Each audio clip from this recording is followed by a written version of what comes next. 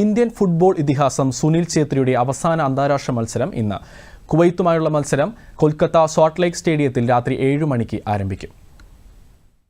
2 പതിറ്റാണ്ടുകാലം ഇന്ത്യയുടെ മുന്നേറ്റ നിരയിലെ നിറസാന്നിധ്യമായി ആവേശത്തിന്റെ അലമാലകൾ തീർത്ത സൂപ്പർ താരം ബൂട്ട് അഴിക്കുകയാണ്.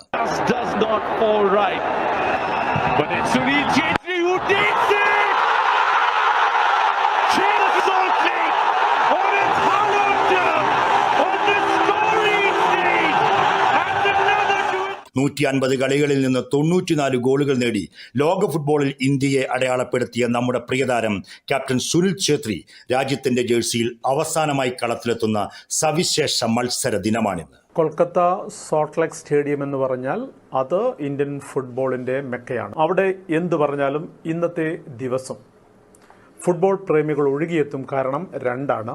ഒന്ന്, ഇന്ത്യ കുവൈറ്റ് ലോകകപ്പ് യോഗ്യതാ മത്സരത്തിന്റെ പ്രസക്തിയാണ്.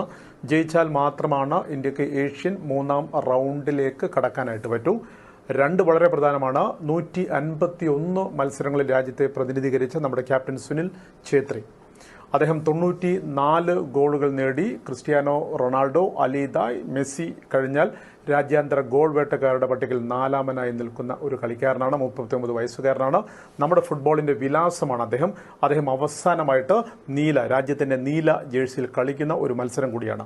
എന്തായാലും ഈ 2 പ്രാധാന്യങ്ങൾക്കപ്പുറത്തേക്ക് ശരിക്കും ഈ മത്സരം ജയിച്ചു കഴിഞ്ഞാൽ അത് ഇന്ത്യക്ക് വലിയ കരുത്തായിട്ട് മാറും എന്ന കാര്യത്തിൽ ഒരു സംശയവുമില്ല. കൊൽക്കത്തയിൽ ഇന്ന് രാത്രി കുവൈറ്റിനെതിരെ നടക്കുന്ന നിർണായക ലോകകപ്പ് യോഗ്യതാ മത്സരം ഓരോ ഫുട്ബോൾ ആരാധകനും മറക്കാൻ കഴിയാത്ത മുഹൂർത്തമായി അടയാളപ്പെടുത്തപ്പെടും. മിന്നും ജയത്തോടെ തങ്ങളുടെ ക്യാപ്റ്റൻ ഒരു യാത്രയയപ്പ് എന്നത് ഇന്ത്യൻ ടീമിന്റെ മാത്രം മോഹമല്ല, രാജ്യത്തെ ഓരോ കാൽപന്ത് കളി ആരാധകന്റെയും സ്വപ്നം കൂടിയാണത്. ലോകകപ്പ് യോഗ്യതാ റൗണ്ടിൽ 4 പോയിന്റുമായി ഖത്തറിന് പിന്നിൽ 2ാം സ്ഥാനത്താണ് ഇന്ത്യ ഇപ്പോൾ.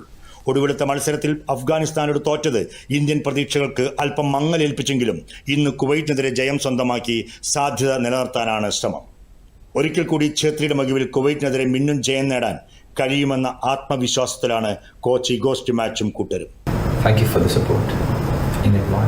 Suresh Edappal, sports desk, Doordarshan news.